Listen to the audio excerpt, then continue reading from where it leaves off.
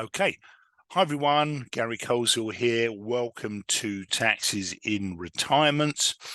This is an educational webinar, and we want to help you understand how taxes can impact your retirement income plan.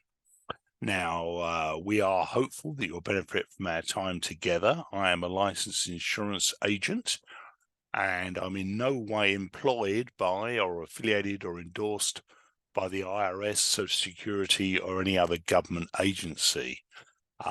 Just to clarify, the presentation is not intended and should not be construed as tax advice.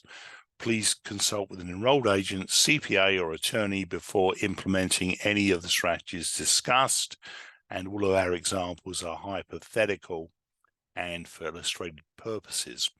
Actual results will vary, and no part of this presentation is intended to make an offer of sale or purchase of any specific security or insurance product.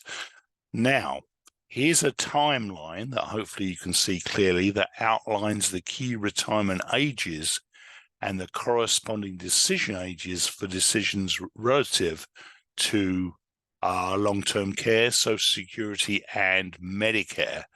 As you can see, there are many important age decisions, age-based decisions and milestones along your retirement journey. Now, if you wish afterwards, I'll be happy to send you a copy of this with the slides so you can study it further. Now, here's a preview of the important topics that we'll cover during our time today: effective marginal tax rate, tax brackets, Social Security, required minimum distributions, RMDs, Roth conversions, and income harvesting. So let's get started. Taxes are a critical piece of retirement planning, and as you transition from employment to retirement, the nature of your income and your taxes changes. Now, one of the goals of our time today is to provide you with a better understanding of these changes and help you avoid some of the common tax pitfalls. Good quick question there. No, Florence, it's not marketing research. It's an educational presentation for our clients to better understand taxes in retirement, just so you know. Thank you for the question. Now, next slide coming up. Let's just go there. Where are we? Whoop. Now, taxes are different in retirement. As we said, as you transition from employment to retirement, the nature of your income and your taxes will change. So we're going to talk about that briefly. Many people retiring today don't have one retirement nest egg, but have a basket with many eggs in different accounts, such as a 401k, an IRA, maybe a Roth account, or even some non-qualified accounts. Each of these accounts have their own tax characteristics and tax treatment, but the question then becomes, which eggs in the basket or accounts, as a metaphor you see, do I crack and when in order to fulfill the income gap? Now, one of the goals of our webinar today is to help you make more informed decisions regarding your retirement income plan, save money from taxes, and help you keep more of your hard-earned money. Now, imagine having a faucet or a spigot to turn on your retirement income. Now, here we have an ordinary income faucet, a tax-favored faucet, and a tax-free faucet. Now, depending on which faucet you turn on, how much and when will determine how much taxes will be lost to the IRS and can impact the success of your retirement income plan. Now, we want to help you make better decisions about which income streams to use at which points in retirement. Although conceptually simple, the US tax system is quite complex. I'd go as far as to say very complex, actually. Interactions between different types of income can create a tax landscape that can be difficult to proactively navigate. In retirement, you'll have to navigate through the waters that may include taxes on your Social Security benefits, and yes, they are taxable, required minimum distributions, Roth conversions, the tax treatment of non-qualified assets, and Medicare excess premiums.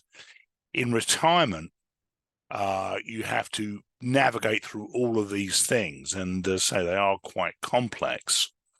Now, here's the 2023 ordinary income tax brackets for a single tax filer.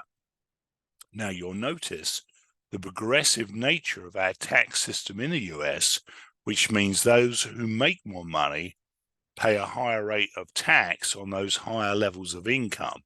In other words, as your income goes up, not only do you pay more tax, but the rate of taxes also goes up. And it's important to note that only the dollars of income that fall into the range will receive that tax rate. I want to make that quite clear. I also want to point out the big jumps in tax rates from 12 to 22% at 44,725 and 24% to 32% at 182. Now, there are two spots on the map that are really worth paying attention to because of the big jumps in tax rates, and we've got them highlighted with arrows there. We call this bracket awareness, and it represents those key points where the biggest planning opportunities lie. Now, here is the same income bracket chart. However, though, it's for those who are filing jointly as a married couple.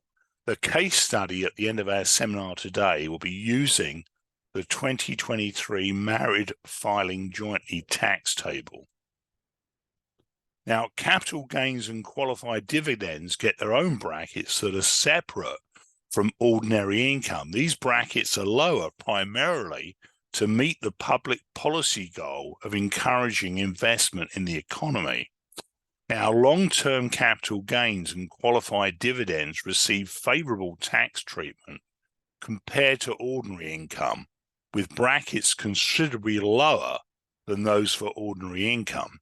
These brackets, however, are tied to the amount of ordinary income a taxpayer has. So if a taxpayer has enough ordinary income to fully reach the 22% ordinary tax bracket, the first dollar of long-term capital gain would be taxed at 15%. Now, one method for identifying opportunities for strategic tax decisions is to focus not on the bracket, but instead on your effective marginal tax rate, your EMR. The result is a tax system in which the most important number isn't necessarily the tax bracket you land in, but instead is the effective marginal rate. In other words, how much of your last dollar of income did you actually lose to federal income tax? This is a very important concept to understand regarding taxes during your retirement. Now, here's another way to visualize the tax brackets. We call it the tax map because it illustrates the rate at which each additional dollar of ordinary income would be taxed. The easy to understand graphic helps you visualize where you stand on the tax landscape. Moving from left to right at the bottom, as taxable income increases, the dollars that fall into each taxable range are taxed at the corresponding amount on the y-axis at the right there. So hopefully that makes sense. Some types of income, such as Social Security, are based on how much income you have. Now, the hidden interactions between the different types of income can create a tax landscape that can be difficult to proactively navigate.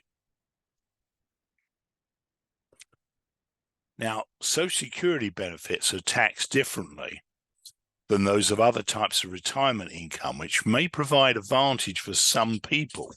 Here's a chart that shows a person's level of provisional income and what percentage of their Social Security is subject to taxation.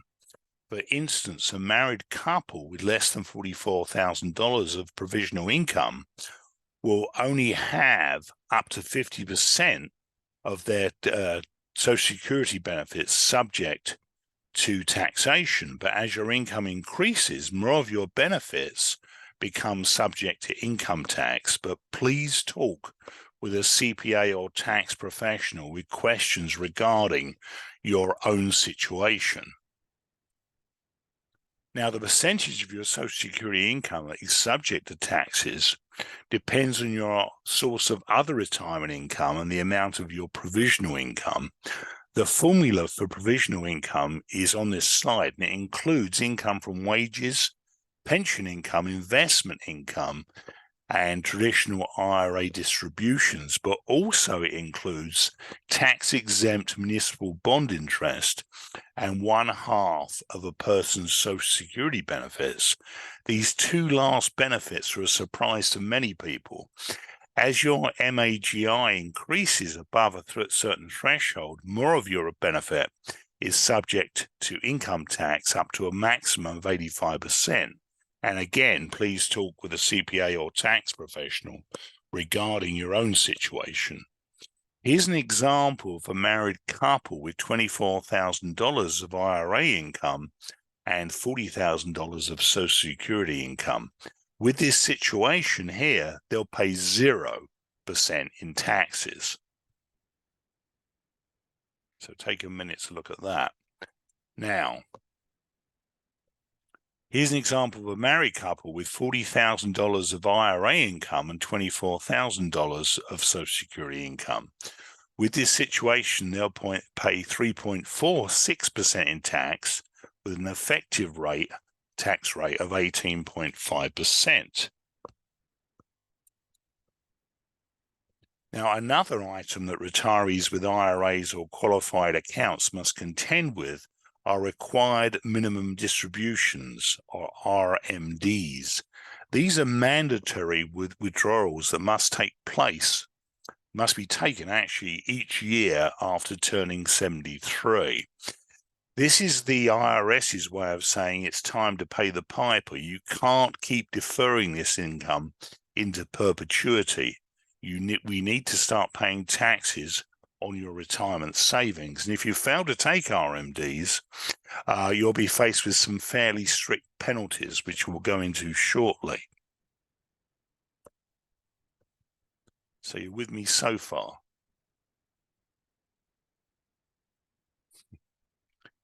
Okay. Although there are many fine details with the RMD rules, the process for determining the withdrawals is relatively straightforward. It's basically your account balance from December the 31st of the prior year divided by your life expectancy factor. Now, here's an example of what RMD amounts may look like for someone earning 5% on a beginning balance of $500,000 beginning at age 73. The annual RMD amounts are highlighted in yellow in the middle column. This chart shows the life expectancy factor and the percentage of your account that must be withdrawn based on the age you'll attain in that year. Most people will use the Uniform Lifetime Table from the IRS to calculate their RMD.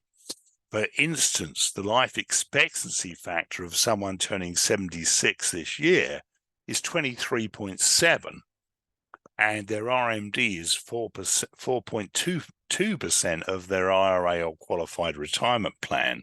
If you'll notice, as a person gets older, their life expectancy, of course, factor gets smaller, and the percentage of the balance they need to take increases. So what can you do with the RMD once you receive it?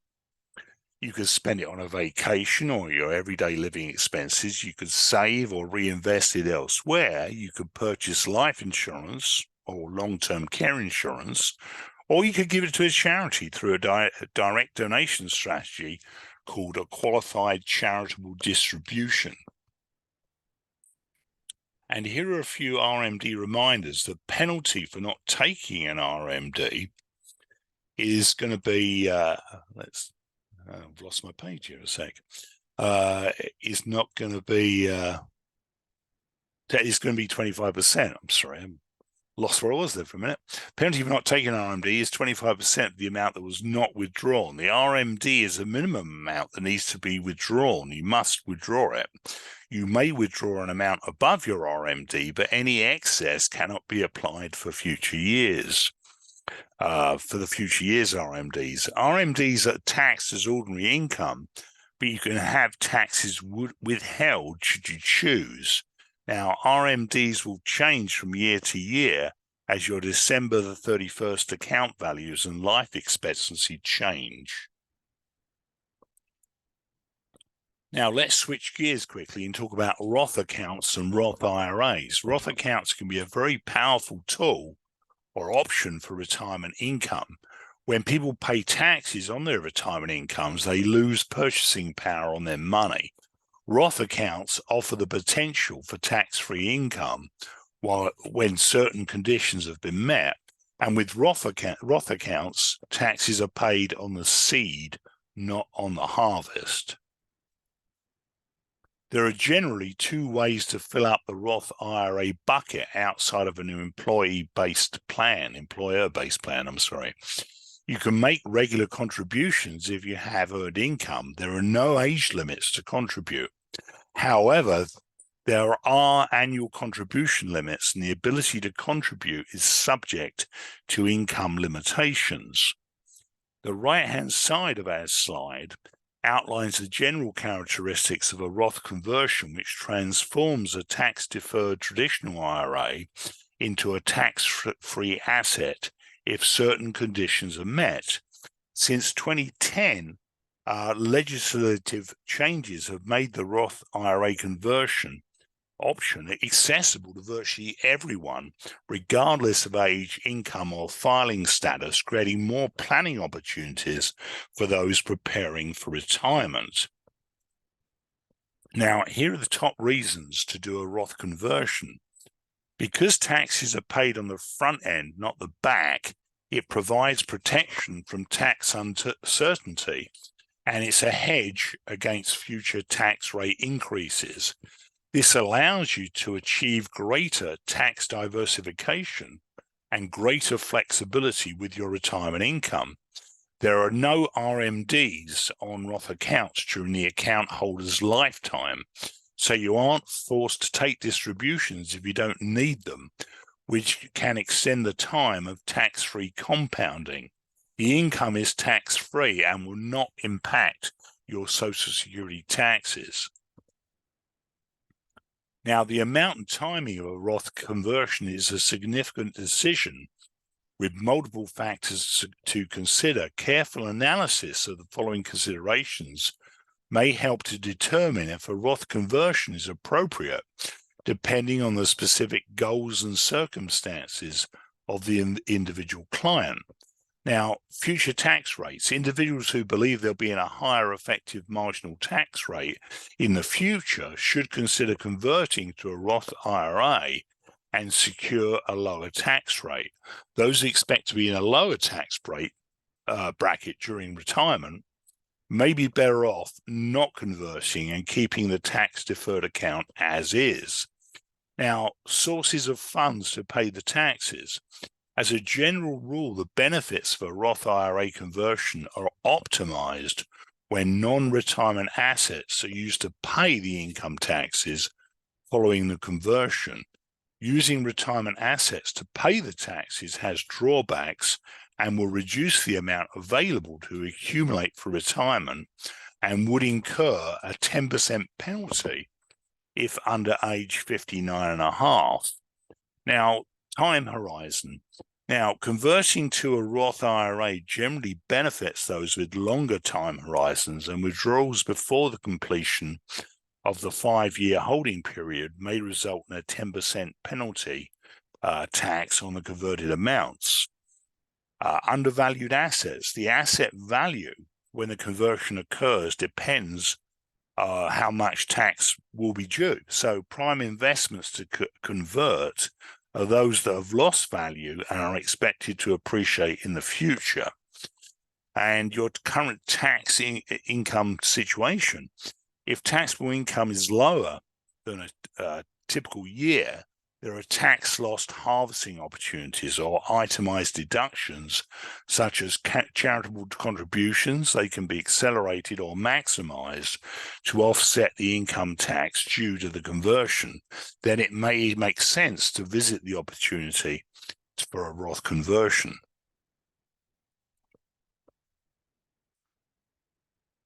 Now, some of you may have tax retirement savings in non-qualified taxable assets.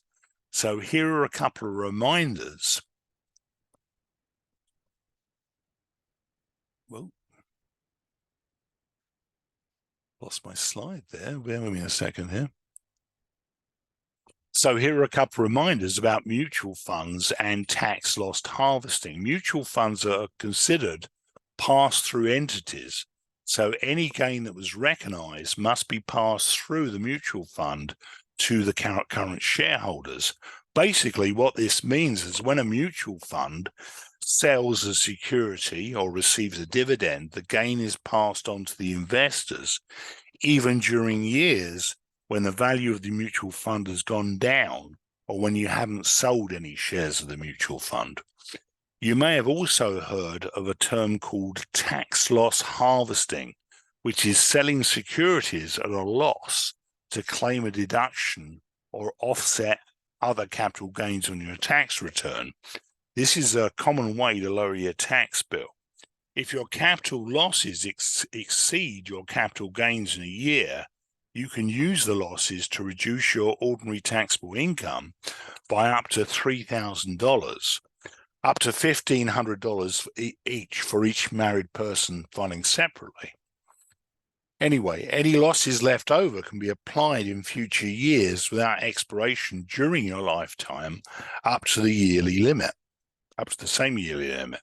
So if you want to sell a stock to take a tax loss, it's also important to understand the wash sale rule. The wash sale rule is designed to prevent taxpayers from taking losses on securities if they acquire a substantially identical position within 30 days. Violation of this rule, whether intentional or unintentional, may result in your loss being disallowed, so bear that in mind. Now, everybody here probably knows that when you reach 65, most individuals become eligible to get medical coverage through Medicare. However, you do pay a premium each month for Medicare Part B. Most people will pay the standard Part B premium amount of $164.90. That's what it was in 2023. Your Medicare Part B premium is also means tested, which means there are scheduled income increases when you hit certain income levels, resulting in higher earners paying higher Medicare premiums. If your modified adjusted gross income as reported in your IRS tax return from 2 years ago is above a certain amount, you'll pay the standard premium and an income-related monthly adjustment amount. And that's called the IRMA, I-R-M-A-A. It's an extra charge added to your premium. Although this mainly impacts higher income households, this may potentially impact any taxpayer in a year when you do a Roth conversion or have a large unusual purchase. Now, the 3.8% net investment to income tax also impacts higher income taxpayers and applies to individuals, the states and trusts that have net investment income above applicable threshold amounts. In general, net investment income for purposes of this tax includes but isn't limited to interest, dividends, certain annuities, royalties, and rents, unless derived in a trade or business in which the NIIT doesn't apply. Income derived in a trade or business which is a passive activity, or trading in financial instruments or commodities, and net gains from the disposition of property to the extent taken into account in computing taxable income, other than property held in a trade or business to which NIIT doesn't apply. Now, modified gross income, MAGI, for purposes of the NIIT is generally defined as adjusted gross income for regular income tax purposes, increased by the foreign earned income exclusion, but also adjusted for certain deductions related to the foreign earned income. For individual taxpayers who haven't excluded any foreign earned income, their MIGI is generally the same as the regular AGI. I hope that makes sense. I know it's kind of complicated, but anyway. So let's change our topic and discuss what we call income harvesting. This term basically answers the question of how do I convert my retirement savings into retirement income? The three questions that help you determine the most tax efficient ways to harvest your retirement income are which account, how much, and when. So let's have some fun there with a case study that we've done. Now, here we have Dennis and Karen. They're both over age 65, and they file their taxes married, filing jointly. Right now, they have $40,000 of Social Security income and $24,000 of ordinary income.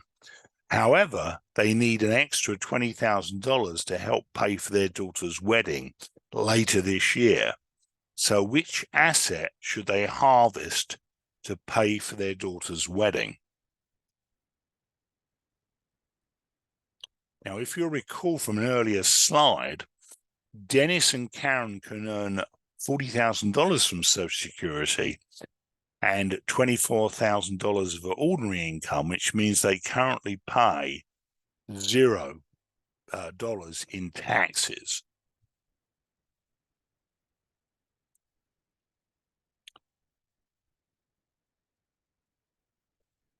So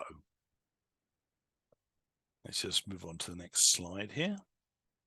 So which bucket should they tap into for their daughter's wedding? Should they withdraw money from their traditional IRA, or should they sell their non-qualified stocks and pay capital gains on the growth? So let's take a vote here. Raise your hand if you think they should use their traditional IRA bucket, and raise your hand, let's just give you a minute for that. Raise your hand if you think they should use their traditional IRA bucket.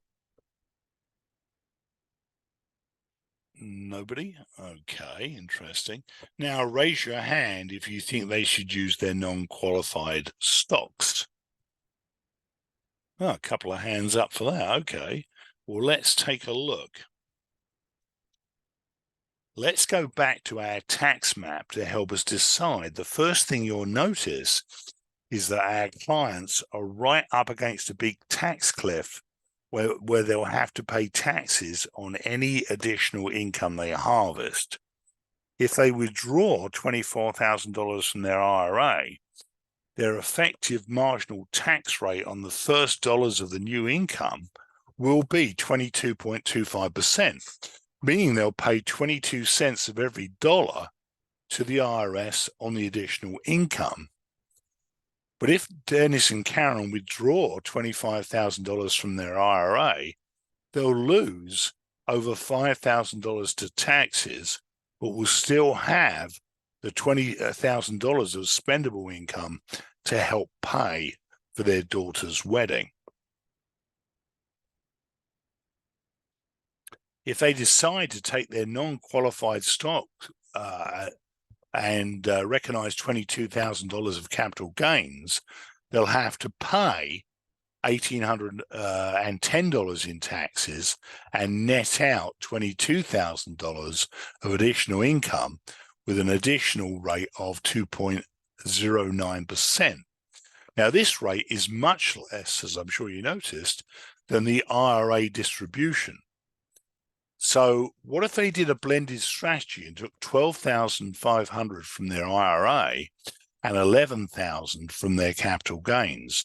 They'd still net out the 20,000 needed for the wedding, and they end up paying an additional tax of $3,373 with an effective rate of 3.85% on the extra income, but they would also retain some appreciated stock that they could sell later as well. What if Dennis and Karen had money in a Roth IRA that they could tap into tax-free? This will give them another option and provide even further flexibility to maximize their retirement income. The traditional retirement income harvesting pattern has typically been receive Social Security as early as possible, take your non-qualified money to supplement your retirement income, delay your IRA or qualified money as long as possible, or at least until RMDs begin at age 70 and a half, and then finally harvest your tax-free accounts. Rather than simply harvest income in the traditional sequential order, let's look at alternative techniques for tax control. The fact is there are a lot of ways to control taxes and to plan in advance to create tax-efficient retirements. Optimizing Social Security income, diversifying among different account types that have different tax treatment, using tax-deferred products where appropriate, and blending withdrawals from different account types, doing Roth IRA conversions, and paying close attention to which types of investments you hold in which account, and leveraging the tax benefits of insurance products can all make a difference in the tax efficiency of your retirement income. And if you would like, I would welcome the opportunity to sit down and review your retirement income plan with you. And for attending today, if you complete the survey that pops up in the browser when we wrap in a couple of minutes, you'll get this great book for free, The New Holistic Retirement, which should answer quite a few of your questions. So that's pretty much all from me today. My contact details, should you wish to contact me, are up on the screen. You can reach me on 480-208-4366. Be happy to chat with you. If you'd like to set up a free consultation with me, go to tinyurl.com/retirement offer. There's also some free ebooks on there as well for you, regardless if you decide to book an appointment or not. So that's pretty much it from me. Go to tinyurl.com/retirement offer, and you can book a free consultation on my schedule if you so wish and would like to chat about this a little bit further. So thank you very much for coming out today, and hope to see you soon.